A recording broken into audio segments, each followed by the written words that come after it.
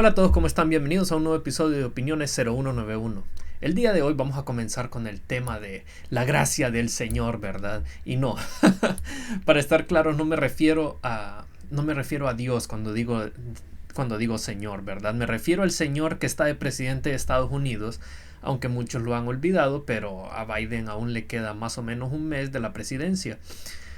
Y recientemente estuve hablando de él por haberle otorgado un indulto a su hijo, y la mayor parte de las críticas vinieron por el hecho de que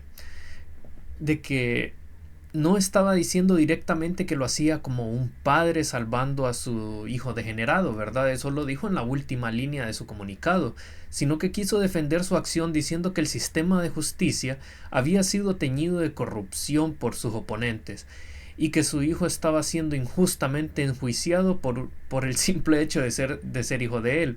A lo cual yo respondí diciendo que si el sistema estaba tan corrupto, significaba que entonces también él debería de extender el indulto a Donald Trump, ¿verdad?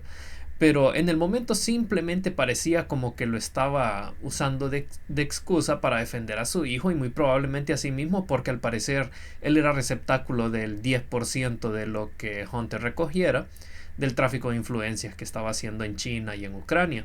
Y no lo digo yo, es parte de las pruebas que se encontraban en la laptop que tanto niegan y dicen que es desinformación rusa, ¿verdad? Otros mensajes entre miembros de la familia daban a conocer que probablemente era la mitad, pero bueno, eso queda dentro de la especulación. Pero hubo algo que siempre me mantuvo pensativo, y era el hecho de que si lo hacía para salvarse a sí mismo, el indulto de Hunter no lo cubriría a él y a todas las demás personas involucradas, porque no podemos pensar de que solo son él y el hijo, ¿verdad? Y es que por un lado, para las personas que no lo sabían, Joe Biden estuvo bajo investigación mientras era presidente, o sea, bajo esta administración, de uno de los mismos casos de los que acusaron a Trump, que era acerca del mal manejo de documentos clasificados que él había obtenido mientras había sido vicepresidente en la administración de Obama, ¿verdad? ¿Y saben qué pasó? Al avanzar la investigación, los jueces lo declararon que no estaba en plenas facultades mentales para poderlo someter a un juicio. Y entonces, o sea, la gran pregunta de todos es cómo era posible que tuviera el poder mental o las facultades mentales para poder seguir siendo el presidente si no se podía ser ni enjuiciado. Pero bueno, estoy divagando, en fin. Es, por ese lado, él está a salvo pero que hay de las demás personas involucradas, ¿verdad? Y es que aquí es donde entra la noticia del día, pues se han estado filtrando rumores de la Casa Blanca que hay demócratas pidiendo que Biden de manera preventiva les otorgue un indulto a ellos y a todos aquellos que sean considerados enemigos de Donald Trump. Y voy a hacer un paréntesis aquí porque la hipocresía y la proyección de los demócratas es incomparable, ¿verdad? Ellos eran los que decían que los conservadores no respetaban las leyes y que ellos eran las personas más morales que defendían la legitimidad, la, la legalidad en los asuntos, perdón. Y ahora Hunter recibe una cobija de perdones de 11 años y ellos están pidiendo recibir perdones porque tienen miedo a ser investigados. Ustedes pueden decir lo que quieran de Donald Trump, pero él nunca ha estado llorando como niña por perdones ni indultos, eh, porque él sabe que lo que sea que logren colar para acusarlo no es nada con fundamentos. Por mientras ellos ni siquiera ha llegado Trump y están en pánico porque saben que si aprueban las nominaciones de Trump para director del FBI, por ejemplo, y demás, van a salir incontables trapos sucios al sol, ¿verdad? Y temen que les hagan lo que ellos han estado haciendo, apoyando y clamando que se haga con Trump y los demás conservadores. Y la gran diferencia es que de las cosas que ellos han hecho, sí hay suficientes pruebas concretas. Ahora, volviendo al tema, ¿verdad? Ellos están alegando que al Trump tomar poder va a politizar las instituciones legislativas en su contra, y que por eso deben de tomar acciones preventivas y perdonar a todos. Y bueno, ¿qué tan probable es que suceda? En mi opinión es muy baja, Y hay varias razones por las que creo que sea poco probable. Número uno, siendo que comenzar a dar indultos a diestra y siniestra es estar revelando la ruta de corrupción y del manejo o mal manejo que han hecho de sus influencias. Y eso puede terminar extendiéndose a periodos mucho más largos o a un número de crímenes más extenso de los que van a ser perdonados con algún indulto, ¿verdad? Y número dos, no pueden simplemente comenzar a moverse por sospechas, porque entonces crearían un ambiente de más inestabilidad política y corrupción dentro del partido, lo cual mancharía aún más sus nombres y pondrían en riesgo las elecciones de medio término y las futuras elecciones primarias, ¿verdad? Lo cual podría causar aún más división dentro de sus constituyentes y quién sabe cuántas elecciones más perderían como consecuencia de eso, ¿verdad? Y recuerden que también los moderados o los votantes independientes están al tanto de todas estas cosas y comenzar a hacer este tipo de cosas los va a dejar mal parados con ellos y van a perder las elecciones. Parece mentira que las elecciones fueron hace apenas un mes en realidad y que tanto del Partido Demócrata se ha estado desmoronando, ¿verdad? Antes de que siquiera se entregue el poder a Donald Trump. Y hablando del Partido Demócrata desmoronándose, uno de los pilares de su religión izquierdista parece que va a recibir un fuerte golpe de parte de la Corte Suprema de Justicia, en la que prácticamente se decidirá si en la Constitución quedará grabado el hecho de que los estados puedan prohibir la mutilación de menores y la esterilización de menores, ¿verdad? Debido a los tratamientos que ofrecen las susodichas clínicas de afirmación de género.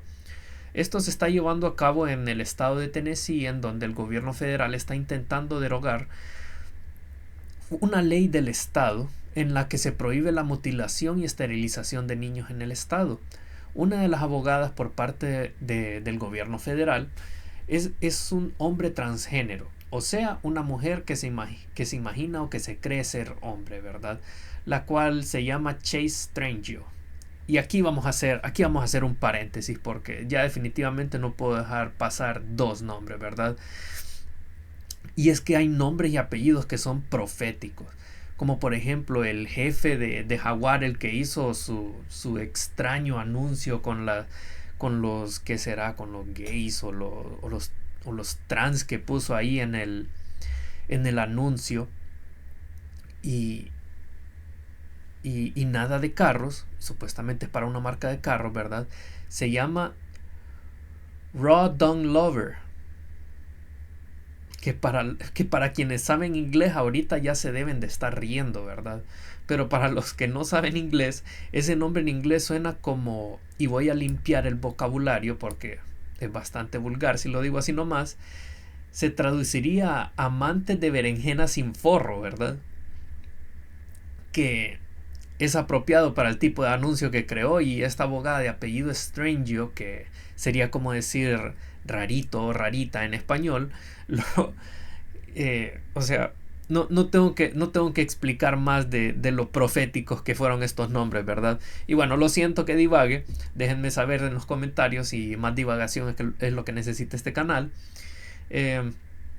Esta abogada, como se podrán imaginar, es una activista transgénero, y miremos lo que dice en este video que la muestra en una de sus protestas o movimientos acerca de la corte, ¿verdad? Observen. For pride, let us recognize that reproductive justice is trans justice, is queer justice. Our liberation is not going to come from the courts. It is not going to come from Congress. It is going to come from us.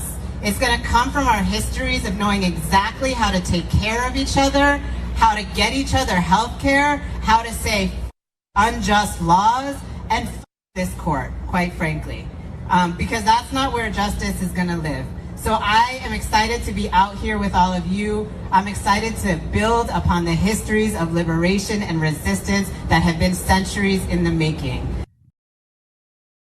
No sé si me incomoda más el hecho de que una supuesta abogada esté diciendo esas cosas de una corte, o de que tenga mejor barba y bigote que yo, ¿verdad? Pero a la hora de la hora, los argumentos de la corte es lo que importa, perdón. Escuchemos un poco lo que dijo, y quiero que tengan en mente de que en esta fase de las audiencias orales, no se publican imágenes, ¿verdad? Solo audio. Con eso en mente, escuchemos lo que dice, ¿verdad? Observen.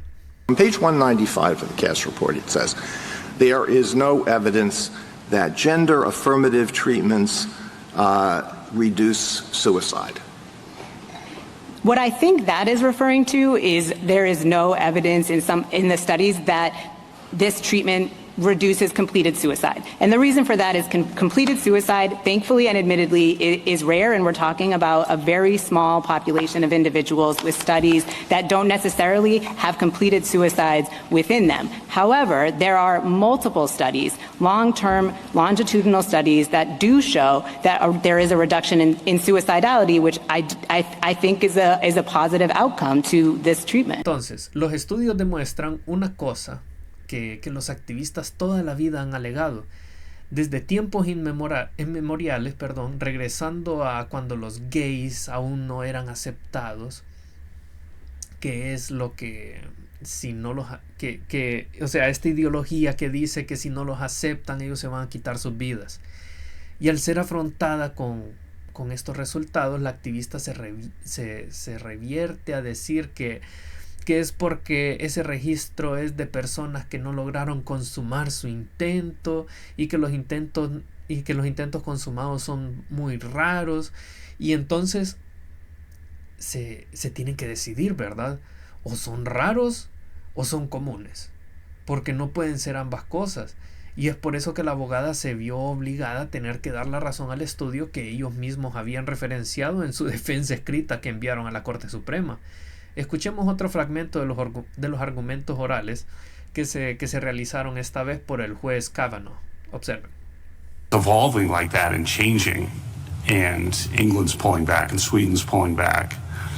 It strikes me as, pretty heavy yellow light, if not red light, for this court to come in, the 9 of us, and to constitutionalize the whole area when the rest of the world, or at least the countries that have been at the forefront of this, are, pumping the brakes on this kind of treatment because of concerns about the risks. Parece mentira que hayan países europeos que estén ayudando a traer la coherencia a este mundo, pero en países como Suecia e Inglaterra, quienes han encabezado esta ideología progre, han tenido que frenarla, porque los estudios demuestran que están haciendo mucho más daño que bien social, cosas que yo les hubiese podido decir de gratis si me hubiesen preguntado. Pero bueno, sigamos con otro fragmento. Does transgender status apply to individuals who are gender fluid? I think that the distinguishing characteristic is to have a birth sex that does not align with, or a gender that does not align with one's birth sex. So it may include people who have different understandings of their gender identity, but I think it is still the distinguishing characteristic of a birth sex and a gender identity that are incongruent. Are there individuals who are born male, assigned male at birth, who at one point identify as female, but then later come to identify as male, and likewise for individuals who are assigned female at birth, at some point identify as female, identify as male, but later come to identify as female? Are there not such people? There are such people. I agree with that, Justice. So it's not an immutable characteristic, is it? Well, I think people's understanding of it shifts, but the evidence shows that there is at least a strong underlying basis. And I think the normative reason for that particular consideration is whether or not this is something that someone should or could change, and whether they should have to change it in order to receive constitutional protections. And I think transgender status squarely fits. Una vez más, todo se convierte en una ensalada de palabras o verborrea, como normalmente se le conoce, cuando sus argumentos son destruidos, ¿verdad? Este argumento es especialmente importante porque el alegato más grande que los activistas proponen, en este caso, es que se están violentando el Acta de Derechos Civiles al no darle tratamiento a los niños. El gran detalle es que el Acta de Derechos Civiles se creó para proteger a las personas de ser discriminadas por características inmutables de las personas, como la raza, el color de piel, etc. Pero los activistas transgénero, al alegar que el género es algo fluido, como relató el juez en el clip, eso fundamentalmente descalifica el caso, porque si es algo que se puede estar cambiando dentro del reino de las decisiones y no es una característica inmutable de los humanos, entonces no entraría para ser protegida dentro del Acta de Derechos Civiles, ¿verdad? Y bueno, o sea, dentro de su locura e ideología, ellos mismos han destruido su argumento legal, pero es que en realidad todos los argumentos de esta ideología son una locura. Escuchemos a la abogada dar sus supuestas razones por la cual está bien esterilizar y mutilar a los infantes. Observemos. Fertility and regret, and I'd like to take both of those concerns head on. I do want to acknowledge that there is evidence to suggest that gender-affirming care with respect to hormones can have some, and recognize that the effect of denying this care is to produce irreversible physical effects that are consistent with their birth sex, because they have to go through puberty before they turn 18. So essentially what this law is doing is saying we're going to make all adolescents in the state develop the physical secondary sex characteristics consistent with their gender or with their sex assigned at birth, even though that might significantly worsen gender dysphoria, increase the risk of suicide, and I think critically make it much harder to live and be accepted in their gender identity as an adult. Because if you're requiring someone to undergo a male puberty and they develop an Adam's apple, that's going to be hard to reverse, and they're more likely to be identified as transgender and subject to discrimination and harassment as adults. Para evitar que los discriminen de adultos. Bueno.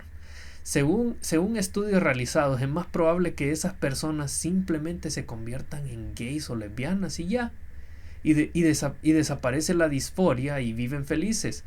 Y es que solo la abogada hace... Y es que no solo la abogada está haciendo declaraciones ridículas. Miremos a la jueza Sonia Sotomayor hacer una de las declaraciones más incoherentes que he escuchado en mi vida, ¿verdad? Observen. Cannot eliminate the risk of detransitioners. So it becomes a pure exercise of weighing benefits versus risk. And the question of how many minors have to have their bodies irreparably harmed for unproven benefits is one that is best left. I'm sorry, Counselor. Every medical treatment has a risk. Even taking aspirin. There is always going to be a percentage of the population under any medical treatment that's going to suffer a harm. So the question in my mind is not, do policymakers decide whether one person's life is more valuable than the millions of others who get relief from this treatment? The question is, can you stop one sex from the other? Ustedes mismos lo escucharon. Para la jueza Sonia Sotomayor, los daños psicológicos y corporales permanentes que podrían recibir los niños en caso de que en un futuro se arrepientan de la transición son comparables a los riesgos de tomar aspirina, uno de los medicamentos más inofensivos que existen. Y es por este tipo de cosas que cada vez que me encuentro con alguna noticia en torno a este tema lo cubro, porque no podemos entregarle las riendas de las normas sociales a este tipo de personas. Miremos la continuación del argumento de la jueza Sonia Sotomayor para que miren la calidad de pudín que tiene de cerebro, ¿verdad? Observen. The question is, can you stop one sex from the other? One person of one sex from another sex from receiving that benefit. So if the medical condition is unwanted hair by a 9-year-old boy who can receive estrogen for that, because at 9 years old, if he has hair, he gets laughed at and picked on, and his puberty is coming in too early. But a girl who has unwanted hair says, or has unwanted breasts, or a boy at that age can get that drug, but the other can't. That's the sex-based difference. It's not the medical condition is the same. And we don't but agree. You're saying one sex is getting it and the other's not. We do not agree that the medical condition is the same. We do not think that giving puberty blockers to a 6-year-old that has started precocious puberty is the same medical treatment as giving it to a minor who wants to transition. Those are not the same. Es obvio que no es lo mismo el tratamiento. No es lo mismo darle bloqueadores de pubertad a un niño de 5 o de 6 años que simplemente le retrasa la pubertad porque no es la edad adecuada, a darle a un niño o niña confundidos por las redes sociales o sus maestros o incluso sus propios padres quienes van a ser esterilizados al final.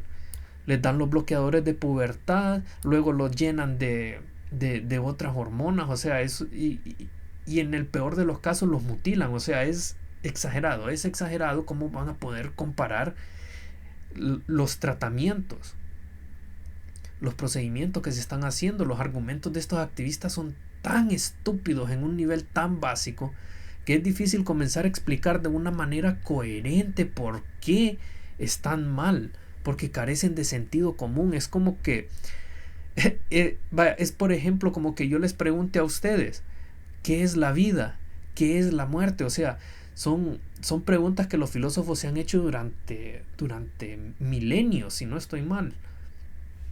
Porque son cosas tan básicas que es difícil poder llegar a describirlas, ¿verdad? Y bueno, nuevamente estoy divagando y es que, como les digo, cada vez están demostrando, por ejemplo, en el siguiente clip que les mostraré, donde la jueza Ketanji Brown Jackson compara el negar el tratamiento de afirmación de género a los niños a la prohibición que existía de matrimonios interraciales. O sea, observen. On by the statute. That was sort of like the starting point. The question was whether it was discriminatory because it applied to both races and it wasn't, necessarily invidious or whatever. But, as I read the statute here, the case here, the court starts off by saying that Virginia is now one of 16 states which prohibit and punish marriages on the basis of racial classifications. And when you look at the structure of that law, it looks in terms of, you can't do something that is inconsistent with your own characteristics. It's sort of the same thing. So it's interesting to me that we now have this different argument, and I wonder whether Virginia could have gotten away with what they did here by just making a classification argument the way that Tennessee is in this case. Yes, I think that's exactly right, that there is absolutely a parallel between any law that says you can't act inconsistent with a protected characteristic. Miren, yo les quiero decir algo. Es por esta razón que ustedes vieron la ineptitud de la jueza Ketanji. Es por eso que esa iniciativa de DEI es tan negativa, ¿verdad? O sea, como a ella la pusieron ahí solo por su raza y su género, entonces ella no se puede callar y pensar en otro tipo de razones. Ella todo lo tiene que coludir con algo de la raza, ¿verdad? Y por eso es que recibimos esos argumentos como el que ella acaba de dar. Y bueno, aparte de esto hubieron muchos fragmentos buenos, pero si me pongo a mostrarles todo voy a terminar con un video de 3 horas. Así que déjenme sus opiniones al respecto en la sección de comentarios y pasemos a la siguiente noticia que viene a ustedes gracias al patrocinio del gobierno de Honduras, ¿verdad? Y dice: la Asociación Nacional de Enfermeras y Enfermeros Auxiliares de Honduras presentó una denuncia formal ante el Comisionado Nacional de los Derechos Humanos por presuntas agresiones policiales ocurridas durante manifestaciones previas. No sé si recuerdan que el mes pasado hubieron unas manifestaciones coordinadas del sector salud, del sector educación y el sector transporte. Y a eso es a lo que refieren. Bueno, al tiempo que advierte sobre posibles interrupciones en los servicios de emergencia, Josué Orellana, presidente de la Asociación Nacional de Enfermeras, o ANEA, por sus siglas en español, ¿verdad? Confirmó que la denuncia fue interpuesta la noche anterior en relación con incidentes ocurridos el 14 de noviembre, donde presuntamente 8 enfermeras auxiliares resultaron agredidas durante un operativo policial que, según el dirigente, constituyó una agresión innecesaria por parte de los agentes policiales. La situación podría agravarse a partir del próximo lunes, ya que la organización gremial ha anunciado la posibilidad de iniciar asambleas informativas que incurrirán en el abandono de las áreas de emergencia. Esta medida extrema, según indican las autoridades del gremio, responde a la falta de compromiso mostrada por la Secretaría de Salud CESAL ante sus demandas. Protesta actual frente a las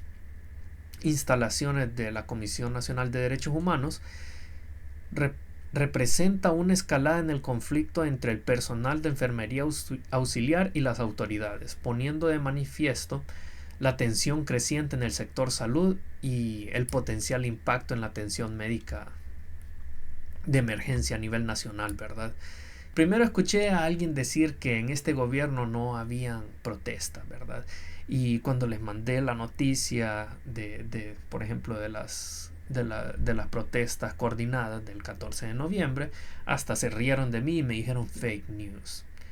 Luego de que las autoridades me dijeron de que las autoridades no les hacían nada, ¿verdad? Y que no se han cometido delitos contra los derechos humanos.